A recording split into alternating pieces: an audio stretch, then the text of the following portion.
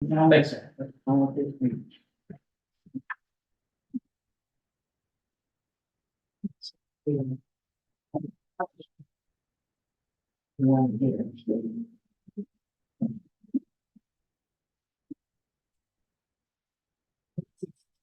He's doing it in the mailbox the rest of the day.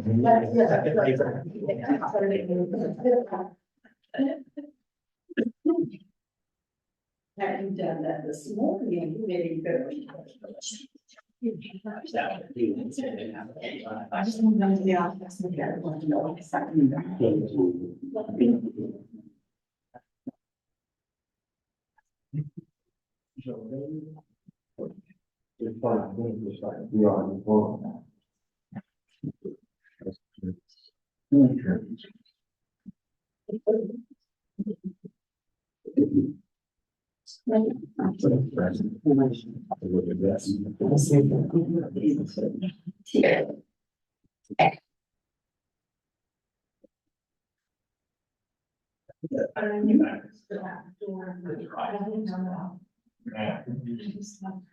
So I mean, and it was just the warning that I need straight. I'll tell my husband. And he said, I need. Which one is that? Is that a 14? 13? 12? No, it's not yours. One is just. So I wonder if it's one. You think? I don't know.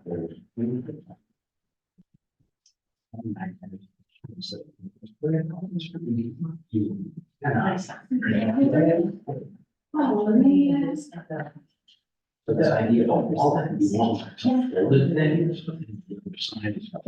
things, so over, and you cannot, it's all back. Maybe because I had it. In the state.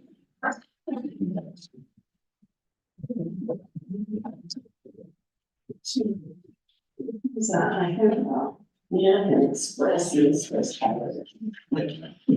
a message. Are you gonna do it? You're.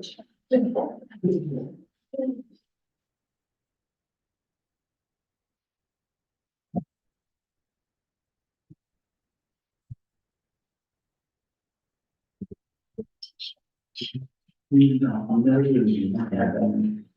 had that. That you talking about something. You saying you can talk about a wood, it's not about wood. I send emails out there. Like, say industry or something. No, I own the Albion too. Okay. Okay. And I don't understand the email. I got one, sir. Come on, line. What did you say it was, the loading what? There's a professional service sort of like LinkedIn called Open. Something about. That's an Albion businesses network. So I said something about wood. Well, it might have, but yeah, I don't know. I didn't say anything. I didn't say anything. He said something about the just. Whatever. I think it's his business. Don't you got a business? Yeah, I don't do any publicity, so. Somebody hacked you. Not me. I thought it was your job. Yeah, send it to me, so I know what I'm dealing with, because if I have been hacked, I need to know that, so. So let's look at it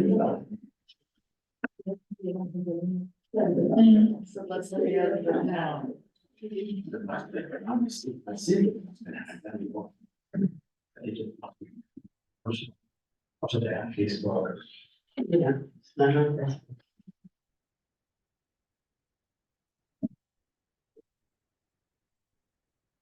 You kept it again. Uh-huh. You want to take it with you? Yeah, when I was younger. Well, he's a shame.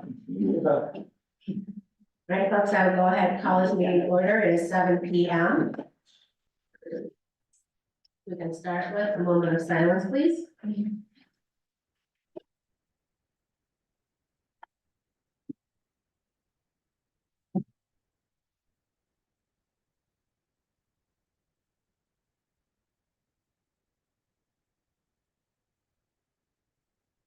Let's stand for the pledge of allegiance.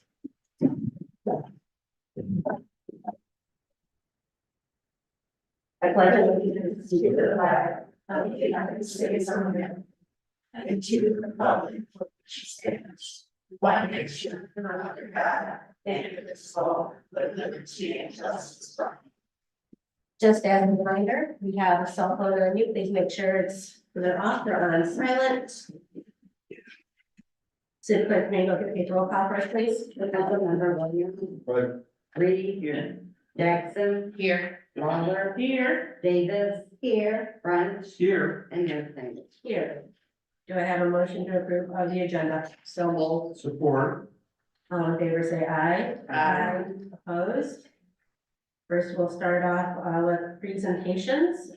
We will have Ms. Bridget Gemmerman with the EDC to give us an update.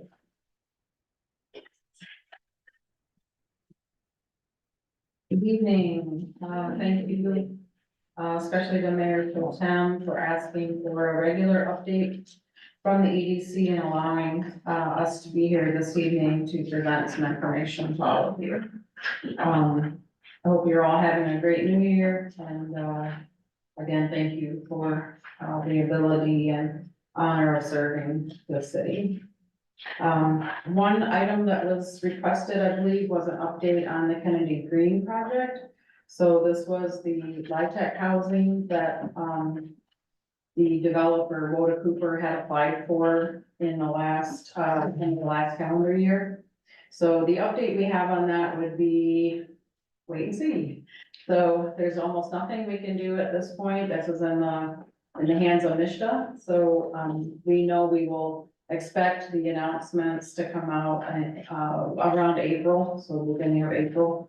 What I can tell you is the summary that I sent out to council when the announcement was made of the competitors. So what happens when these applications go in, it's a very transparent process.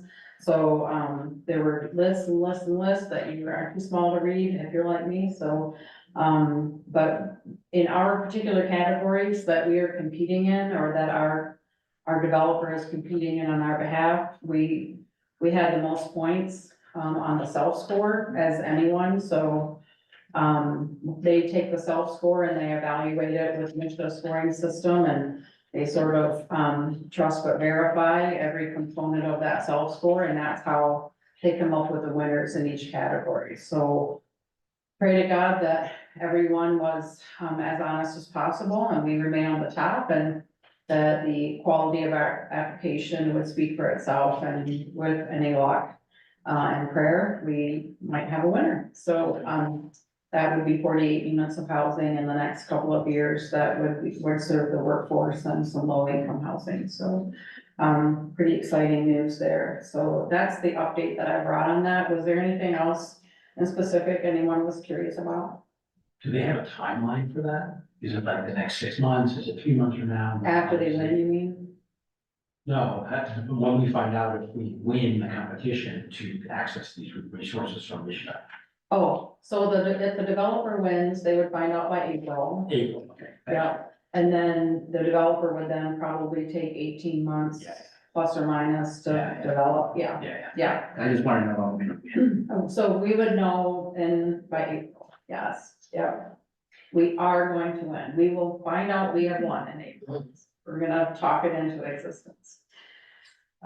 So that's what I have on that component of housing. Some of you have been asking if the housing task. Recording in progress. Sorry. Some of you have been asking if the housing task force is up and running again, and yes, it is. So we happen to have a meeting coming up this week. And anyone that would like to join it, please let me know. This week's focus is on our infill and lot by lot development. So those people that are interested in maybe putting a house up here, a house up there, renovating this house, renovating that house. We're taking the work from the tours that Councilperson Reed and I took when it was a little sunnier, and all the work that we have on the house, all the lots in the community that are either empty or could be taken down and a new house could be put in. So that's our big focus right now. So, we have multiple lanes that we're focusing on housing, and that's the big one for the housing task force. So there's a particular list of all those units and all the land. So we're hoping that those people will choose what they might wanna renovate, and then we can kind of act as a traffic advisor and get people, settled into the houses they want to produce. I brought a handout tonight. If you were not able to attend the EDC meeting, last week that we had the regular board meeting, I did bring a copy of our 1-year goals. So these are the 1-year goals. No, I think it was reported these were the 5-year goals. So these are the 1-year goals, as opposed to 5. So the board did approve these at the last meeting. And they are approved as outlined on this piece of paper. So, we chose our goals out of 3 documents. One of them was the 10-point multicultural plan that we specifically are focusing on workforce readiness for not only Ford, but also other employers in the area. The second section came out of the EDC 5-year plan, which we are in our 2nd year of. So again, picking something out of there that would be best to move that 5-year plan forward. And then goals from the Housing Champion documentation. So really trying to make sure that we know that you're holding us accountable for housing and for increase in housing and for helping people stay housed. And we take that very seriously. So we chose some of our goals from those housing strategies. In addition to this, I think you may have seen that the CEO is being graded on not only these, but also some cultural and leadership. We're not reporting out on that on the board of director goals. Those are something that the CEO is being held accountable for. So I thought you might want to look at that, and if there's anything that you'd like to see added or changed, I'm sure the EDC board would be happy to review and consider. They're being very flexible right now. It's a very small group. And so we're trying not to overwhelm each other as we work through as many things as we can. So that's where those goals came from. I think the front page of the paper said that we didn't have measurables, and I took that as a compliment from the board that we're working on this together, and rather than try to meet and have measurable metric settings, we're kind of building the plane as we fly it this year because we're very busy. And I think we all know how important it is to get some work done. So I took that as a compliment that the board didn't really act on specific metrics on those.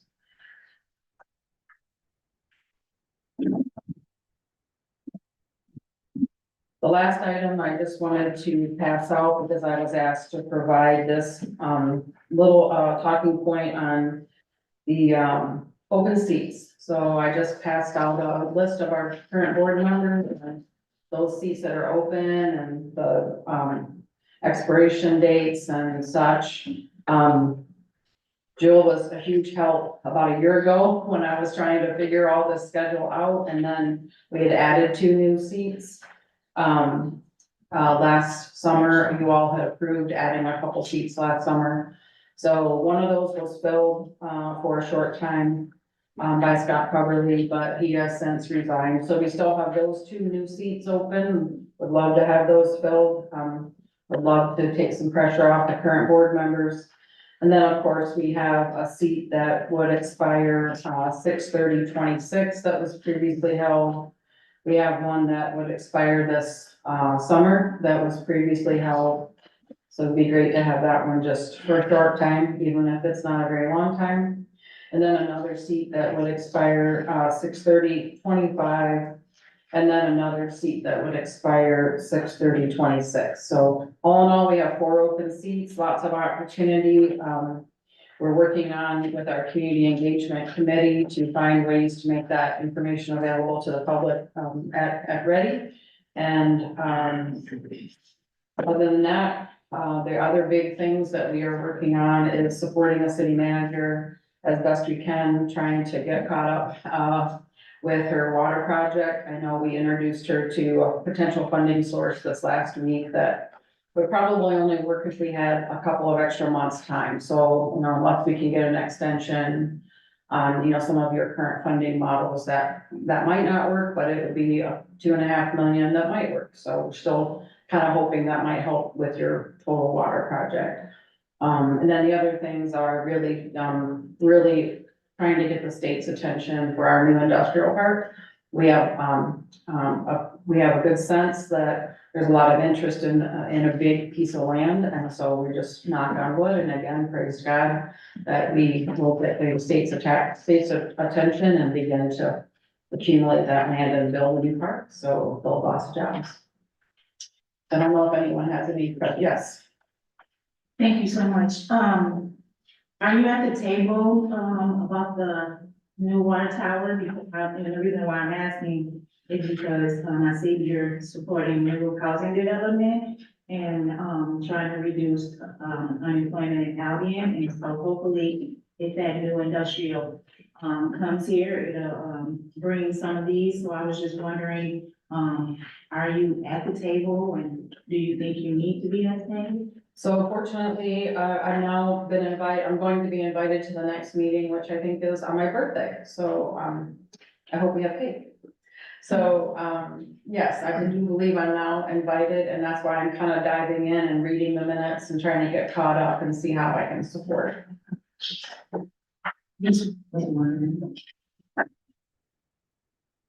Any other questions or comments? Representative Jackson? Yes, well, Virgie, I just would like to thank you for coming out and reporting out about the housing. That was a major concern there, not being today.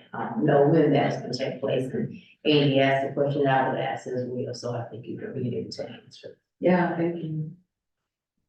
I was gonna mention too on that chill grant, the EDC would be more than happy to help. We currently operate our grants with a 5% admin fee, so I'm sure, we could run some efficiencies to that. And then I was also curious, is that a reimbursable grant where we pay to get the repairs done and then, we put in to get reimbursed? So it'd be interesting to know about the cash flow.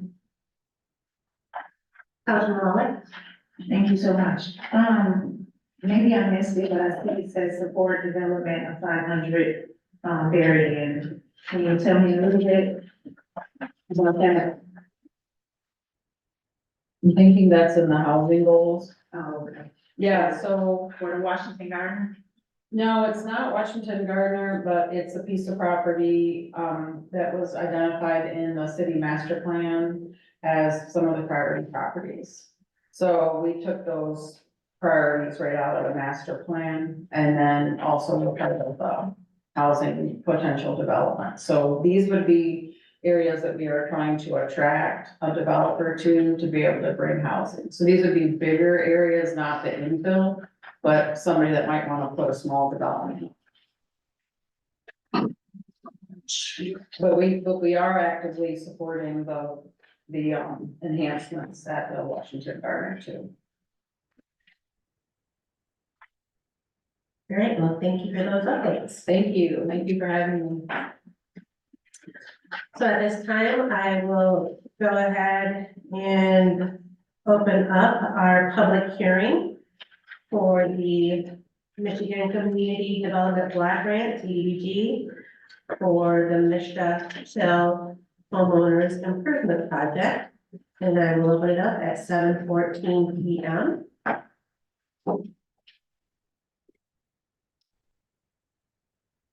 Well, to give a brief rundown. Again, we are asking for permission to apply to Mishta for $500,000 for their Mishta Chill Round 2. These program funds will be used on homeowner improvement and repair projects for folks in the low and very low income category for our area median income. We will hear back on this application. We'll be submitting this application by February 12th. We will hear back by March 1st, and pending a successful application, the grant agreement would run from April of this year through the end of October of 25. And we are thankful for your attention to this and thankful for the opportunity for a public hearing so that any residents with comments on this program can make those, and that may, when this comes up for your approval, we are recommending approval. If there's anybody in the gallery that would like to stand and make a comment in regards to the Mr. Chill project, you have the opportunity to come forward, give us your name and address, and 3 minutes is yours.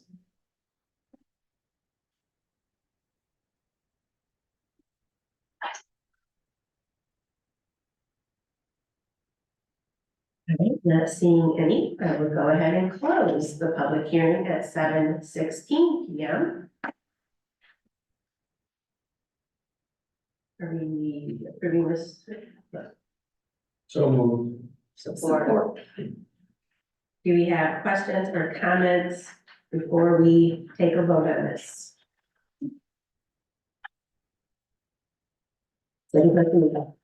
Councilmember Williams, Yes. Reed, Yes. Jackson. Yes. Lawler, Yes. Davis, Yes. French, Yes. and Mayor Snyder. Yes. Public comments, if there's anybody in the gallery that would like to stand and address council in regards to an agenda item, you may do so at this time, and 3 minutes is yours.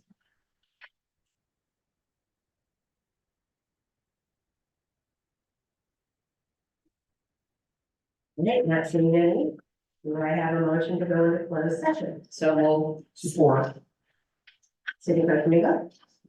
Councilmember Reed, Jackson, Yes. Lawler, Yes. Davis, Yes. French, Yes. Williams, Yes. and Mayor Snyder. Yes. Meeting adjourned at 7:17 PM for closed session.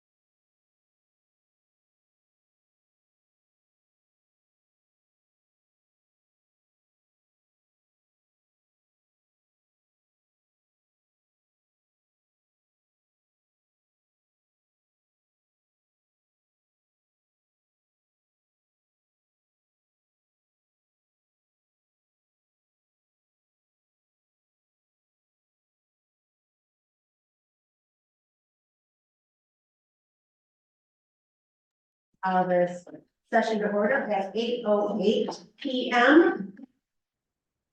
City Clerk Domingo, you'll take roll call for us, please. Councilmember Reed. Here. Jackson. Here. Walnut. Here. Davis. Here. French. Here. Williams. Here. And Mayor Snyder. Here. In our packets, we have the consent calendar items. Do I have a motion to approve the January 8th study session minutes along with the January 8th regular session minutes? So we'll Support. all in favor, say aye. Aye. Opposed? All right, next on the agenda, we have board applications from Tom Pitt for reappointment to the Albion Building Authority and for Thomas Hunsberger for the Planning Commission. Do I have a motion to approve? So moved. Support. City Clerk Domingo? Councilmember Williams. Yes. Reed. Yes. Jackson. Yes. Lawler. Yes. Davis. Yes. French. Yes. And Mayor Snyder. Yes, we do have both gentlemen present in the gallery with us, so, Mr. Hunsberger, would you like to come forward and say a few words to council?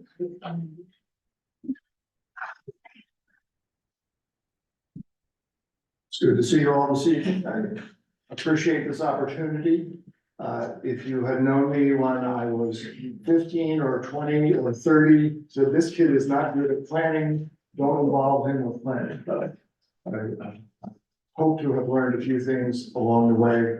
I really do believe in serving one's community, and I think in the application, up until the end of the year, I've been president of the board of the Jackson Interfaith Homeless Shelter and finished with that responsibility. So I've got more time available. And one of the reasons I thought of putting my name in is, as you all know, our hospital closed in 2002. And back at that time, I had just agreed to do a little bit of work with a group called the Greater Albion Alliance, that Peter Mitchell and Sue Marcos from the Chamber and Peggy Sint from the EDC got involved with, and we quickly formed a healthcare task force. And because of really good planning, I think within a year, we had a new health center downtown. Vivian's husband, Arthur, was a part of that group. So it was a real good lesson for me in how, if we sit down together and really do our planning well, inch by inch, things get better, good things happen. So that's what I'm hoping to be part of with the planning commission. Do we have any questions or comments from Mr. Hunsberger? Welcome and thank you. Thank you, Tom. Thank you. And we also have Mr. Pitt in the gallery. Many of us are familiar with Mr. Pitt, but if you would like to come forward and say a few words. I just want to thank you for the opportunity to continue the service. I appreciate the reappointment and hope to continue the work, the good work that the building authority is doing. Thank you. Welcome and thank you for your service. Good.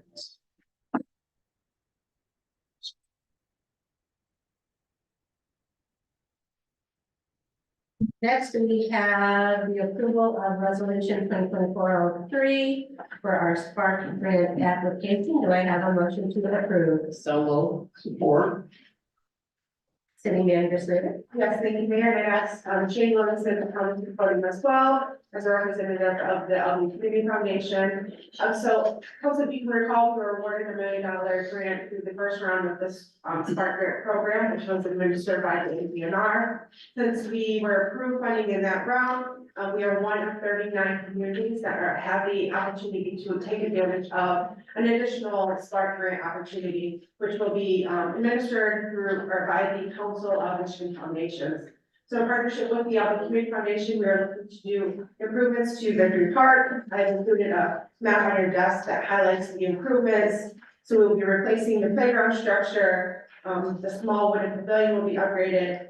Accessible walkways will be added, ADA parking, basketball and pickleball courts, and then renovations to the restrooms. So we're asking for $1 million. Total project cost is 1.6 million. And I will let Shane speak on some of the private funds that we have received already and what we are doing to secure the additional funding. Good evening, council. Shane Williamson with the Albion Community Foundation, and it's really something unique that we are part and eligible of this particular funding round. As the city manager mentioned, we have 39 communities that were considered priority communities in the state of Michigan through the DNR and through the Council on Michigan Foundations. And so one of the requirements to be eligible for these dollars is you had to have a functioning community foundation, and you had to be what they would consider underfunded throughout the state when it comes to state and federal dollars. And so Albion serves as one of 39 of those communities. There's $26 million available in this pot of money. So it is still a little competitive.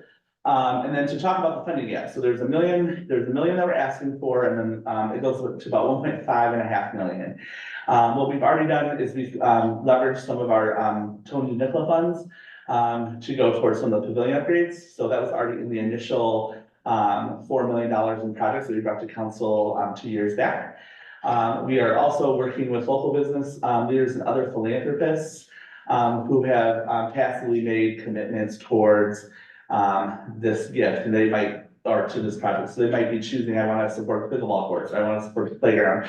But the foundation's committing to working with the city, and also we will have consulting support from the Council of Michigan Foundations and State of Michigan to be able to attain the gap. In the event that a gap is not attained, we can right size the project.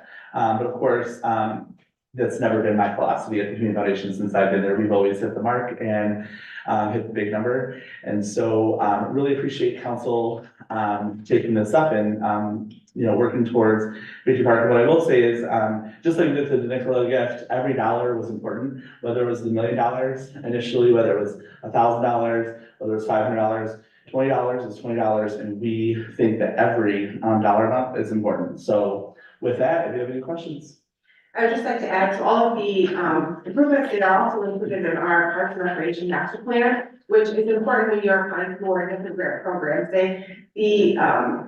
Whoever's administering the grant, they really like to see that a project has been declared a priority by the community. We've done that by including it in a master plan. So we are working to tackle those projects that have been approved in that master plan. And similar to what we did with McIntosh Park, there will be a community engagement if we are awarded this. So we will hold several events like we did. We went into Harrington Elementary School to allow the students to tell us what do they want to see at the splash pad when designing McIntosh Park. We also had the session at the Opportunity School where everyone in the community can come and tell us what you would like to see. So we are planning to do the same thing as we move forward. So we are just recommending approval. Do we have any questions or comments? Councilwoman Muller. Thank you so much. So the total, cost for the project is? Just under 1.6 million. Okay, and so, you're asking the city to, apply for the 1 million plus give up the 0.6. Am I being this correct? No. That's correct. No, so we're asking the city tonight to approve a grant application in the amount of $1 million. The city is not committing any additional funds towards this project at this time. Okay. The foundation is committing to helping secure the additional just under like 550, I can't remember the exact number, it's like 629,000. 629,000. So, and we've already accumulated some of that money in the bank already from the Nicola fund. So really what's happening is the foundation is leveraging gift after grant for the next grant. And so what it's done is it's cascaded into several opportunities for us, and there will be several more in the next 2 years. Excellent. Councilman French. So the thing that's missing is the hockey rink. Is there money to? We have $100,000 committed to the Nicola fund to do the hockey rink arena, basically renovation. They're gonna do the shell of it to make sure that we don't lose it. Okay, thank you. Save that. And Jackson. And that's not part of this. That's not a part of this. So I know there was, I don't know, quote me if I'm wrong or say if I'm wrong. The tennis court and everything, the money that was donated to you guys, when you guys gonna do something with this past summer? Or something? No, so that's part of, so that's also part of the money that we've put towards this project. So the $150,000 designated for the tennis ball courts will be applied to this 1.6 million. And we're using it as leverage to get the additional million to the park. Okay, I mean, I'm just asking that because I know it think like, one of the entities thought that this was supposed to be completed by a certain time because of them having their events and stuff like that, so that's why I brought it. Oh, yeah, no, so this is all contingent on the money from the match being complete. The match has until 11/30/24 to be complete this year. Oh, 11:30, okay. Yeah, and that's just money in the door. That's not every project has to be done. You have to have the money before you do the project, so. Correct, so, I do see you had on here 25-26. So when do you think you would win? So February 23rd is when the grant announcements are made and awarded. So on February 23rd, this DNR will announce who was awarded and how much. It is expected that we will have a contractor in place by the end of 24. And it was the city, and please help me if I'm mistaken, but it was the city manager's hope that this project would be completed in 25. We leave it 25-26 because 26 is the last year these funds can be extended. These funds are given through the federal government to the state via ARPA, and that all has to be complete by 2026. By the end of 2026. Thank you so much. Any other questions or comments? All right, thank you both for that information. City Clerk, can we go? Councilmember Reed, Yes. Jackson, Yes. Lawler, Yes. Davis, Yes. French, Yes. Williams, Yes. and Mayor Snyder. Yes. Next is, the approval of the 24 fee schedule. Do I have a motion to approve? So support. Director Arnold? Good evening, Mayor, good evening, council. We are asking you to amend our 2024 fee schedule to include the previously adopted registration and inspection and enforcement fees so that we may continue our rental program this year. And this is the fees we previously agreed on last year and were adopted. They were, my mistake, left out of your fee schedule this year. Looking for your approval and adoption. Thank you. Just ask what, the study section, we will update it in the study to know everyone's triennial inspection. Yes. Thank you. But an annual. But in annual registration. Annual registration, triennial inspection. Correct. Any questions or comments? City Clerk, can we go? Councilmember Jackson, Yes. Lawler, Yes. Davis, Yes. French, Yes. Williams, Yes. Reed, Yes. and Mayor Snyder. Yes. Do I have a motion to approve of the MERS contribution agreement for the city manager division? So moved. Support. Good afternoon. So before you, what you have is a request to create a new division to align with the city manager's approved 401A contribution increase. Currently is at 7%. You all agreed to increase it by 3% to 10%. And so we're asking you to approve this new division that will allow us to do just that, which is increase our contribution. Thank you. Just wanted to add, as noted in the study session, we did have one in place under our former manager, Darren McClary, so we're just reestablishing this division in accordance with my most recent approved employment contract. Thank you, Director Abad. Any questions or comments? City Clerk, can we go? Councilmember Lawler, Yes. Davis, Yes. French, Yes. Williams, Yes. Reed, Yes. Jackson, Yes. and Mayor Snyder. Yes. Next is the item for the EDC board member appointments. A couple of meetings ago, I brought up the discussion, of the number of people on the EDC board and the need to fully seat the board as we need to move on. It was reported in Thursday's paper after I had asked to have it put on the agenda for tonight's meeting, that all the seats were filled but two. One being the seat that was emptied by Mr. Scott Copley, and I think that's what you say his name, and the other, one that was added but never filled. There are 4 more seats being held until the full decision is made. I make a motion that the 2 seats that are vacant now be filled within the next 30 days so that the business of the city can move ahead. and get out of the stalemate that we're in. There have been people who have applied, but their applications have not been acknowledged. This is the beginning of the new year, we need to do something.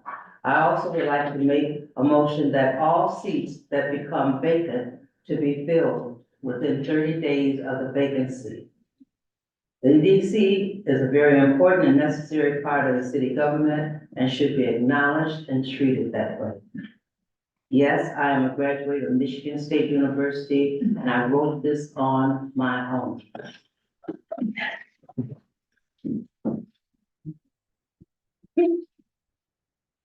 So,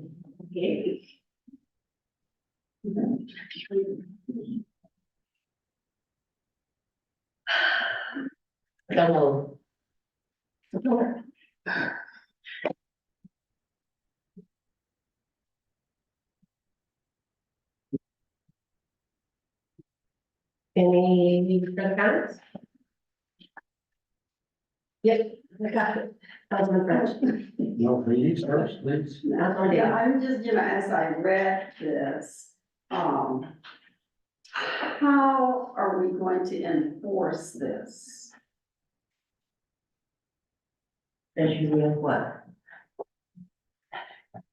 The only thing I had was approval of, this E. I didn't, I don't know the rationale, but I just wondered how we're going to enforce it.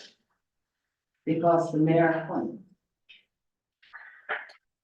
But how is the council, when the mayor is part of the council, how are we going to enforce making sure that someone is appointed in 30 days? I mean, as a council, how can we enforce it?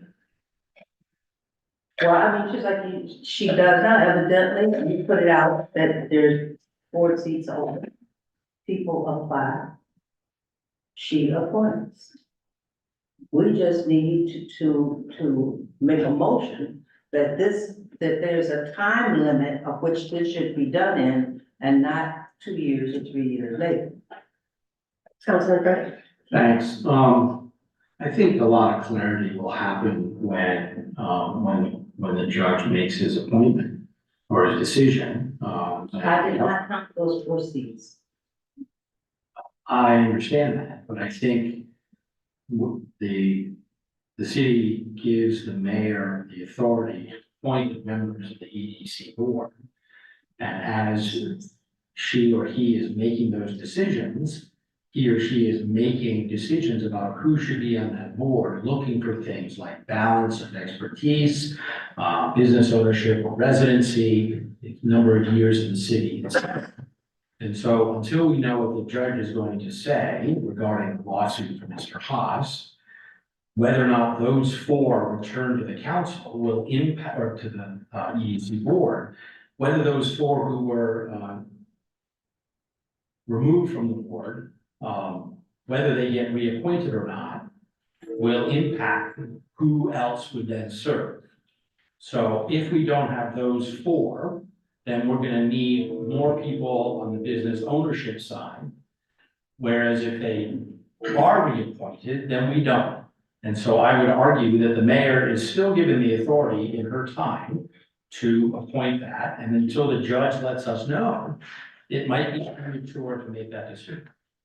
Mayor Pro Yes, Mayor, can you give clarity that you spoke of, trying to, you gave authorization, or however you want to say it, of trying to, get 2 people on the board? I said I would look at, who we had as applicants, but kind of going off what Andy said, and I've said this before to council, even before we had members removed, we had the applicants and what can they bring to the table in regards to the function of the EDC.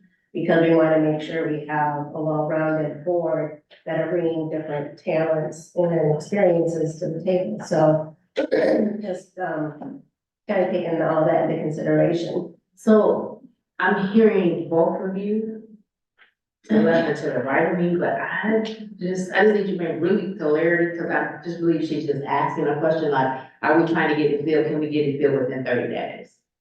And if that's something that you say no to, it, I don't hear us trying to overrule nobody or anything, because I'm not understanding why we even talking about the other position. Yeah, So that's what I'm getting clarity from you, is that it is something that you want to do. yeah, And so, if I'm wrong, somebody tell me that I'm wrong. no, I mean, that's all I'm hearing, but I'm just hearing that there's extra being brought to what she just said, what we like to approve. Not that we're trying to override you on getting this nor that, but trying to get two more people so that they can go successfully. Councilman French, did you have something else? Well, I was just gonna read what it said, is that if the mayor wants active experience on the board, and if the judge, how the judge rules is impacting the decisions on who to appoint. I think that's normal. And so we don't know that the judge is gonna act in 30 days, so we don't, to make a claim that we're gonna fill those positions without knowing the outcome of that lawsuit would be premature. Councilman Williams? I believe she had her hand up before I did. Councilman Ray? I think that you are not reading what I'm saying. I'm saying that, wait a minute, well, let's put that here. I'm saying that, okay. There are 4 people who we took off the board. I'm not worried about those 4 people until after the judge rules. Right. But you have 3 people who are running the EDC. And that's not enough people to do what really needs to be done when you got 2 more vacant seats that can be filled now. Because one of them has been open and has not been filled. One had Mr. Cubley, who went on, he retired or whatever, and his is open to be filled.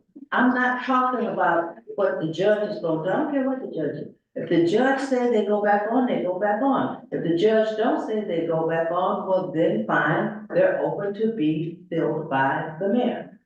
So what I'm saying is, because I watch the meetings, usually I go to the EDC meetings, and it's a struggle for them who don't have enough people to vote in what needs to be done to get it done. And so this is what I'm talking about. And I'm talking about, it shouldn't be that we can wait 3, 4, 5 months or a year before we replace a person on there. I know 2 people I personally asked and know that they have applied to be on there and have excellent backgrounds.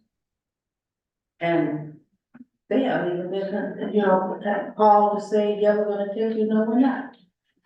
But don't even worry about putting another application in. And I got calls back from them and said, what's going on? We know we're qualified. Why can't we be considered?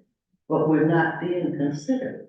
So I'm just saying, it needs to come to a thing. It's just like this council, if we didn't have 3 people sitting here, how are we gonna make the decisions that really need to be made to run this city? Councilman Williams? Yeah, I'd like to echo Ms. Reed's concerns. One of those board seats, and can I get this sheet? I don't know where mine is. So one of the open spots we had voted on has not been filled at all. The second one was filled by Mr. Cumberly initially. He stepped down, so both of those should be filled regardless to what the court has to say about those other 4 seats. Those will get appointed and addressed as the time presents itself. But in the interim, the EDC board needs, they need these other people or these other positions appointed so that they can have a functional board. There's been quite a few meetings that members haven't been able to make, and it's limiting their ability to do anything to this point. So I think we should support the board by making and ensuring that we provide them with the necessary people and staff to keep their board functional.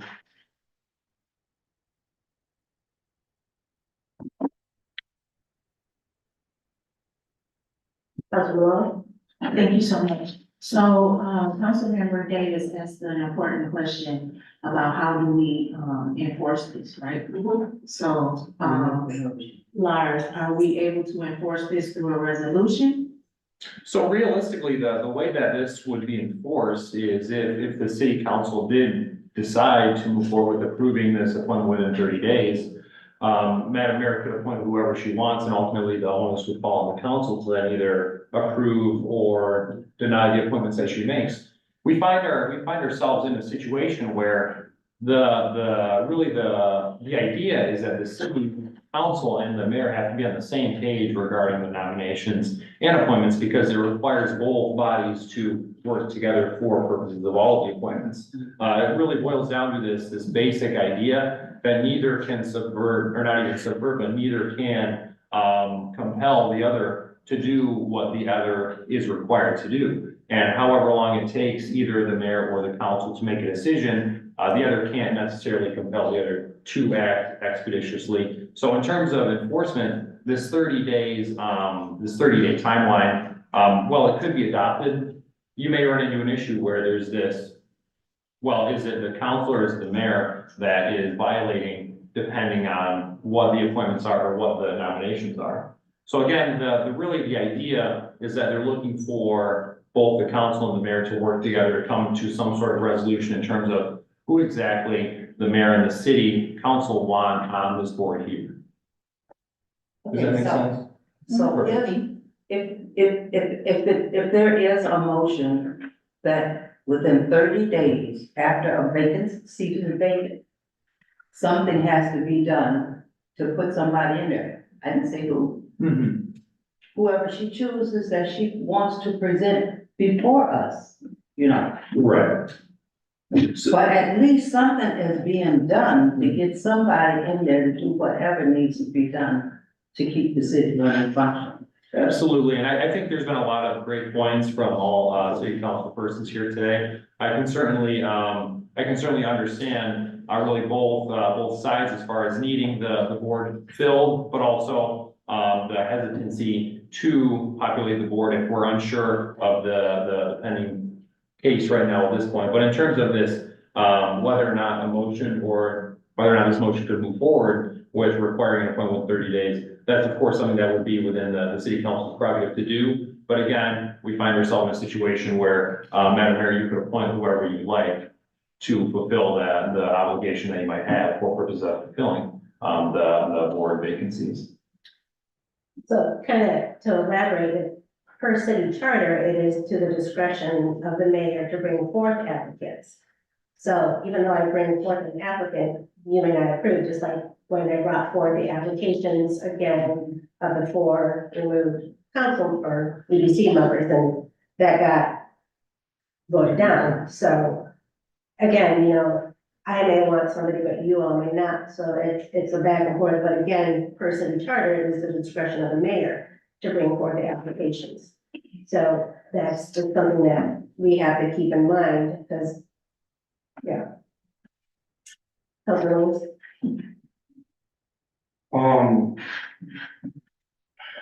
Yeah, with discretion of the mayor, you did present 4 applicants previously, but before you brought those forward, there were at least 2 members of the public who had come to repeatedly check on the progress of their application to see if they would be appointed, or at least if it would even be discussed. And at no point in time did either of those applications make it to our desk. Now, that's at your discretion, but yeah, sure, you presenting us with people that we're in a court dispute with, of course there's gonna be a dispute, like, why wouldn't it be?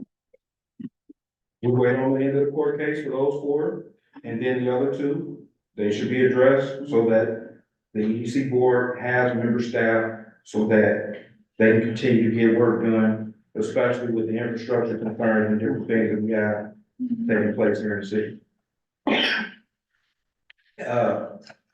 Under their purview.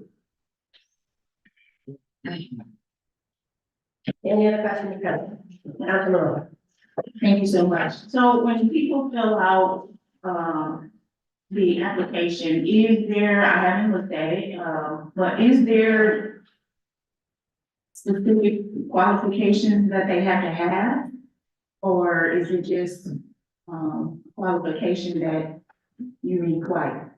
No, like, per board and commission, there are certain guidelines that are put on the application as to what, the purpose of serving on that board or commission is for. And then kind of going with that, and like I had said before, I will look to see what that person is able to bring to the table for that board or commission. Is it possible for us to see those? Not that we have the right to approve any of them because it's your job, but can we see the applications that come in and what they have to offer?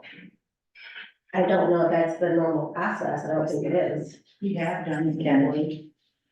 I believe we have a lot of information about this very topic, so we'll have to look back at the minutes to verify. So Lars, can you check that out, please? I can certainly get a, speak with, Mr. Harkness, and, I can request a, legal opinion to that effect, just for purpose of clarification. The question is really whether or not, the application materials for a board member can be shared then with the city council as a whole. Yeah, we don't have to, I know we okay. As they whatever come in. the Mayor suggests, but.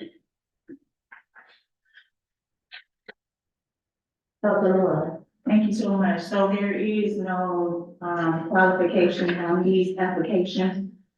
Does it, I'm looking at this one, like the board and commissions to see if it's something like specific that a person has to have to be on this board.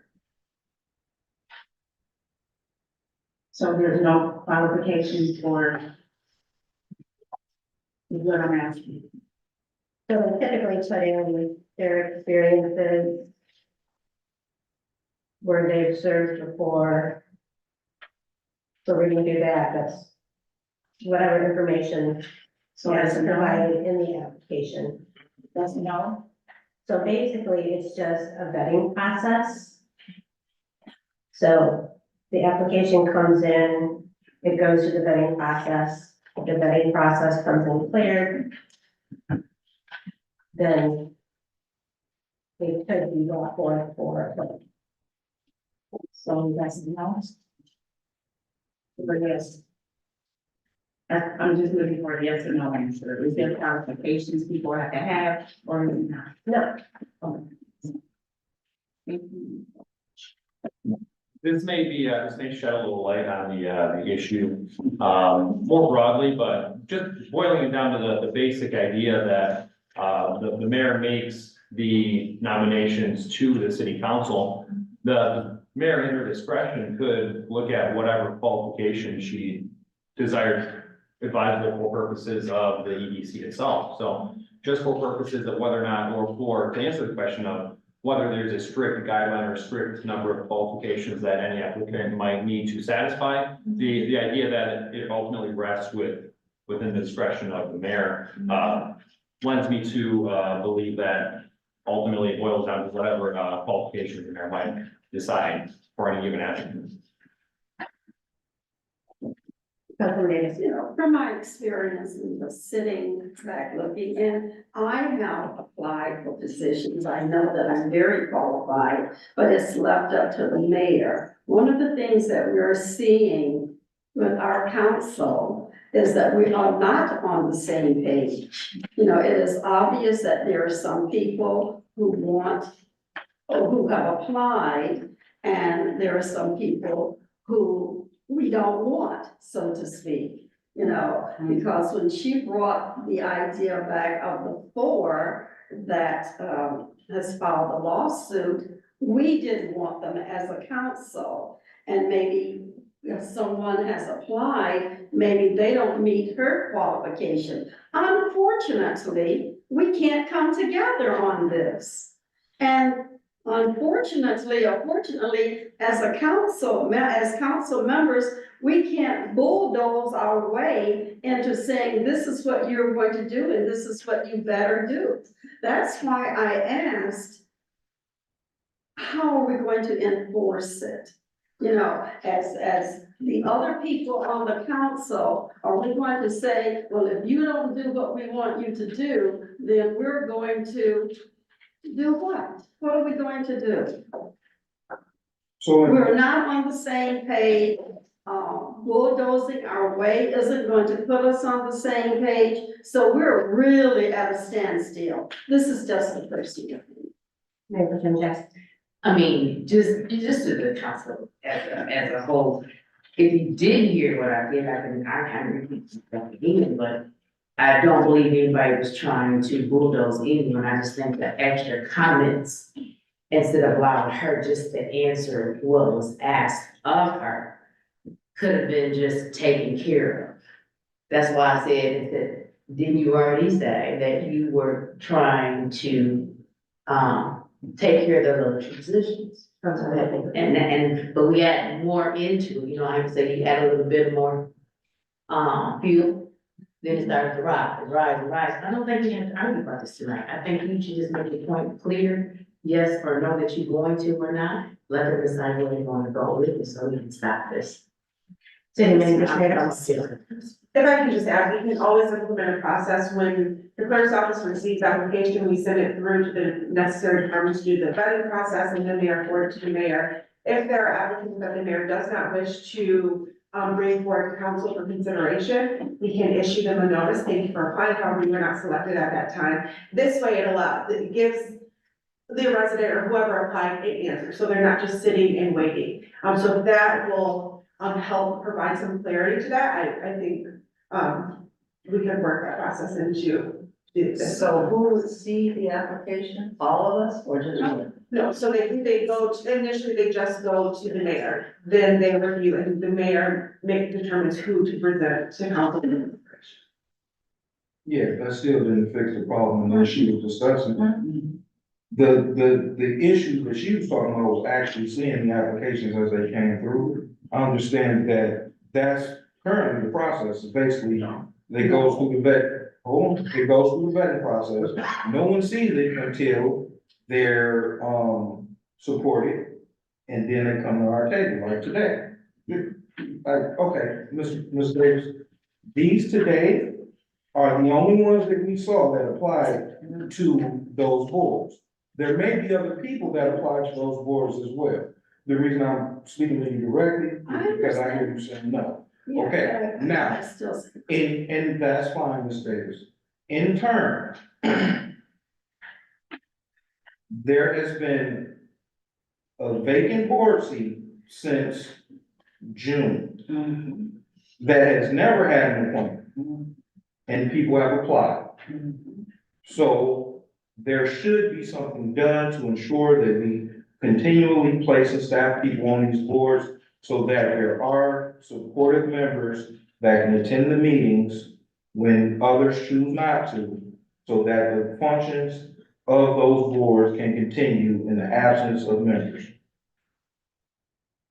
I can remember when Dr. Mitchell was here and we talked to her about the fact that when we got ready to vote on people for boards, at least have people come in and say, hello, my name is John.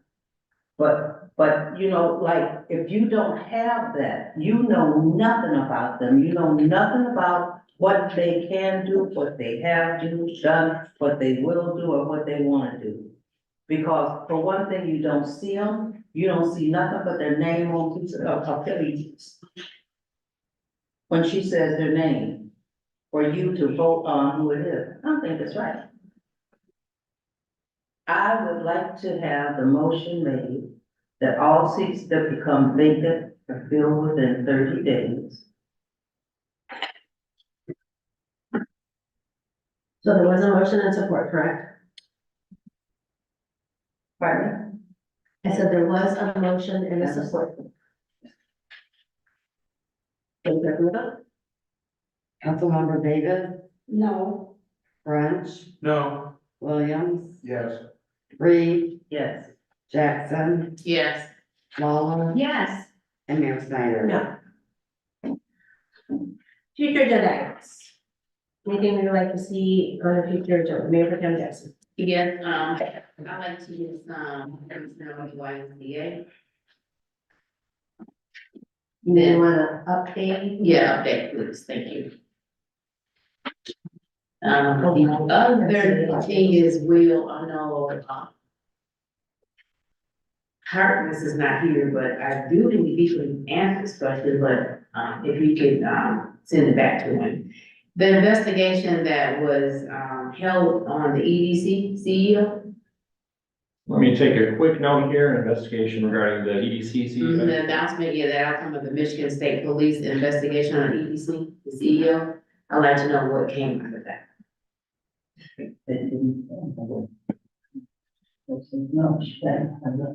You said that was the Michigan State Police? Yes. Nice one. Yeah. Has anybody been interviewed by the law firm that this council approved to do the investigation?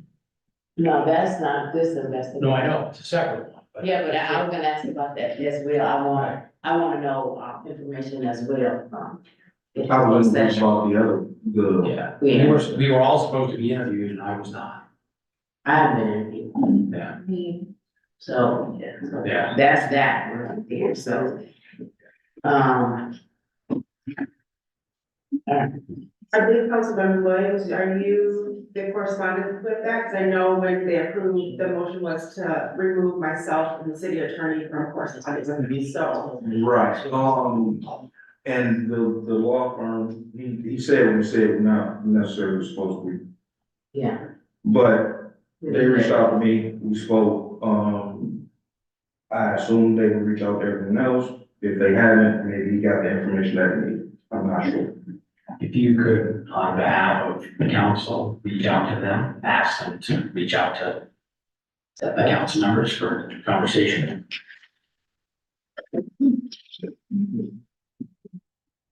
Okay, so that right there was on the CEO, that was on the EDCC, they're not the same thing, CEO. Yep, I'll pass that right along to, Mr. Harkness. For an update for our next meeting. Any other future agenda items? All right, the manager report. Public comment. Oh, sorry, public comment. Presenting in the gallery. I'd like to stand and address council. 3 minutes address. No, okay, 3 minutes report. Yeah, thank you, Mayor. A copy of my report was included in the packet along with you have received updates from all of the individual departments. Just wanted to note a few things. You also got an updated report on your desk. I'm Chilton resident, so I'm not really known from the Albion People Living Anyway, Albion Community Foundation, Albion Healthcare Alliance, and Pastor Albert Amos and his wife on January 12th to discuss the unsheltered population in the community. They are reaching out to neighborhoods in Battle Creek, because they have programs and resources available to provide to individuals who may be unsheltered. So, I believe the Community Foundation is taking the lead to reach out to neighborhoods. We will have another follow-up meeting to see how we can address this need in our community. The Community Action Agency Utility Bill Assistance, I did send you all an email about this, resource or program available to our residents. I encourage you to share this with any constituents who may need assistance with their water or utility bills. So far, I believe as of October, they have provided about 3,100 resource dollars to Albion residents. But if you're hearing, if someone needs assistance, please connect it, provide them with the information. We do have flyers outside of county chambers, downstairs at the front window. I did send it all, send it to you, but if you would like more copies, please let me know. I'm happy to share that with you. Just want to give an update on the 2025 directed spending request. So for this next round, we're talking with a consultant that council hired last year. There is an emphasis on infrastructure projects. So as you all know, our local roads are continuing to be a priority of not only the city council, but city administration. So we've begun working with Whiteman and Associates and city staff to figure out, okay, what can we come up with a local road project similar to the first, second, third well and Hartwell project. It's funny, as we began pulling information in Whiteman, they began pulling information, we kind of came up with the same list. So I think we're all on the same page. However, when I say this, we know there's no shortage of needs here in our community. We can all benefit from this, but we are looking to pursue, a neighborhood, we're calling it a neighborhood project within, I believe it's in the 3rd precinct. So I've included in your report, there list all of these streets that will be, included in this request. This will include complete road improvements as well as replacement of water main. So all of the streets are included there. I'm working with a consultant to get our application completed and submitted. They have not yet announced when the application process will begin. Again, we're just waiting on the federal government to kind of release those announcements, so I will keep you all up to date. And then I just want to share that I will be out of the office next week, attending the MME Winter Institute in Lansing from January 29th through February 1st. Happy to answer any questions. Oh, question. Excuse me. Okay, didn't want to interrupt you, but in terms of the unsheltered residents, what does Albion look like? Yeah. It is a need in our community. We do have individuals who are unsheltered. I think we've all seen the our spaces. So it is a need. I know we also have people who go from house to house. If that happens, you are technically considered unsheltered. So we're not alone, in dealing with this, this crisis, I would say. So we are trying to work with surrounding agencies to, whether we can bring a drop-in center here to our community, or we can take advantage of the resources that are out there. We will always provide transportation, to the, shelters over in Battle Creek, if they're willing to go. We cannot, I know a lot of people just call public safety. We can't force them to go if they are not wanting to go. However, we do offer, we will transport them to a shelter, but we're just trying to work with other organizations to bring resources and, provide assistance to these individuals. Madam Jackie, she asked that question, I was gonna do the same thing, because I know a couple of years ago, we wanted to bring something, but when Shane said, he said it was already in process. And we could have processing here to take care of some of the individuals that we have, that they have these needs. Because I know, Lord, you guys don't know, but I do know, we have individuals that are from, can't say no more than that can't get it. And we see them from day to day, from school to school. But I think that's something we can do, we can bring it to the forefront, and see what we can do to get this going, even in our city, because sometimes we don't want it. But, I did try to get my time, we told me, said I can't move. Yeah. I can move.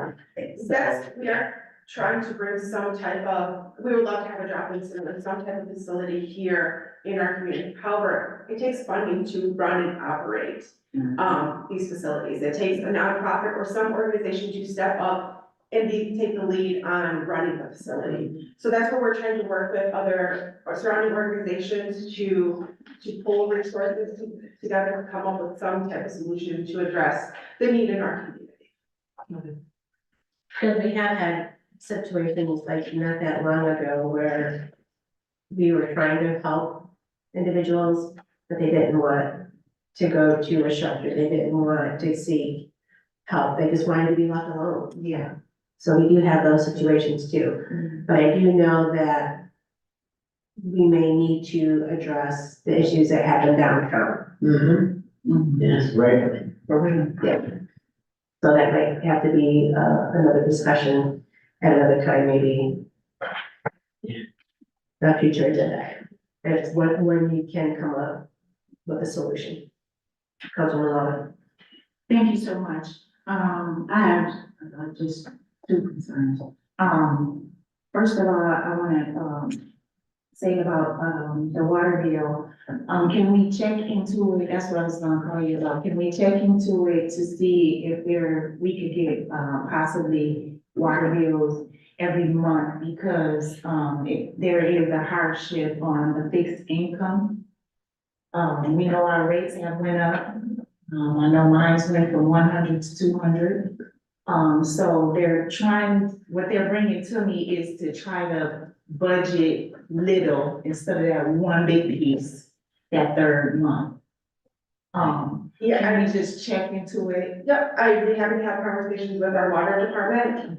So how water billing goes, the community is, split up into different sections. So a section is read at a certain time, then they are billed. And so it just comes, do we have the internal capacity to get every section read to where we are billing monthly? I would encourage them to share this with their individual. They can always come in and set up a payment plan or work with our utility accountant to address that. You, pay a little bit each month if that works for them, so they do have that option. If, come and talk with us. We are willing to work with you. We can direct you to other resources that you, can take advantage of if you are, struggling to, pay your utility bills, but first reach out to us and see, because we are always willing to work with residents and things like that. But I will check with our water department to see if that's a possibility. I think that's, a good suggestion that I could probably take that, to the ones that are concerned about their water bill. You know, I could just tell them, okay, just put something in it, you know, if you can. My second thing is, I'm glad we had this discussion about the shelter residents, because there is a property owner that is willing to check into doing maybe like a drop in from 6 p.m. to 6 a.m. So, I mean, when in due time, hopefully we'll have these discussions open so she can kind of attend and see what it is that, if she decides to go this way, you know, because she, really was like, how will it be funded? And I'm like, well, the government. But, she is very interested in it, and I can talk to you a little bit about it, probably, I don't know if she wants her name up there or not, but, she had conversations, a little drop in from 6 p.m. to 7 a.m. Something like that. Please connect us with them and Okay, I will. have those conversations. Thank you so much. Any other questions or comments on the city manager's report? Councilmember comments? I have a couple of comments that I would like to share. This morning in the, Board of Health meeting, there were several announcements regarding Albion, and I'm not going to, in terms of the lead testing. So some good things are going to happen in Albion, but other details have to be worked out. But one thing I found out, I didn't know there was such a thing, is January is Radon Action Month. And I gave everybody one of these, keeping your home safe from radon. So by this being, you know, radon, of course, is a colorless and odorless gas that comes from the soil. And the gas accumulates in our home and in the air we breathe. Radon gas decays into fine particles that are radioactive. And this radioactivity can cause lung cancer. So I'm giving everyone there are resources in the community for testing, as a testing site. There are numbers and things like that. So according to this manual and the report that was given this morning, houses that, you know, have cracks in the basement and air pressure differences between the outside and the inside can cause cracks, pores and cracks, exposed soil, such as crawl space, open tops for block walls, mortar joints and things like that can cause radon to get into your home, and it can cause lung cancer. And that was new information for me as well. So if your constituents, you know, want to get their home tested, and homes that were built before 2001, there's a possibility there may be cracks, or there may be, you may want to have your home tested. So this is just an FYI. Information is in here. I think this is a very good book. I read through it this afternoon. It really gives you information in terms of how to get tested, where to get tested, and to whom to call. So If you suspect, Getting your house. get your house tested, you know, where to get your house tested, mister. But this is just for your information because I didn't realize that, the direct link to lung cancer, had been exposed by this. So all of us, a lot of us live in older homes, and so it's something to consider. And there are instruments that are available for, I think he said, maybe $10. So. Great, thank you. I'd like to say to, any of the city workers that are watching or, think that I'd like to tell them, I said, thank you for that cute little card they sent me, about the Christmas party. And so, it was really neat, they all signed it and it was just warm. Thank you. The other thing that, was said, Andy said that if you live in Michigan, you have radon because it is in the soil. So it's just how much you want to know you have, for your own safety, And if you have a Michigan basement, like I do. like I do. Like most of us do. So they're cracked, so it's good to get tested, really good. Peter, you said it too. It's good to get your home tested. I just have one other announcement. So we recently switched our email platform over to Microsoft 365. It happened sooner than we thought. It was supposed to happen last weekend, but it occurred Friday. So if you try to check your email and haven't had access, Chief Kip has steps on how to reactivate or set up the new email account, so that we are now on the Microsoft 365. So I was gonna make that announcement, none of us have not had access to our email account since Friday. It's not had access to mine. So I apologize to anybody that's emailed and hasn't heard back from me, that is the reason why. Still other email issues. As well, the last Monday, we had a wonderful MLK event. There's a lot of hours, hard work that goes into planning a community event. As you remember, last week, Monday, the weather was not great. But still, we had a pretty good turnout of those that came out. The NAACP held an event at 4 o'clock. They brought in Jocelyn Benson. She did several stops in the state, on that day, and we got to be one of them. So that was huge for the community of Albion to have Jocelyn here and speak about all of the upcoming, changes to how we vote. And I'm sure our city clerk is very well versed now. I'm sure she's been inundated with those changes and she's trying to keep on top of them to keep our election process safe and secure as well. But we did have a wonderful evening together as a community.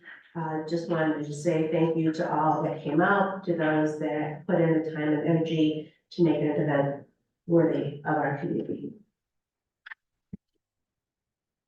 Any other council member comments? Do I have a motion to adjourn? Support. All in favor, say aye. Aye. Opposed? Meeting adjourned 9:06 PM.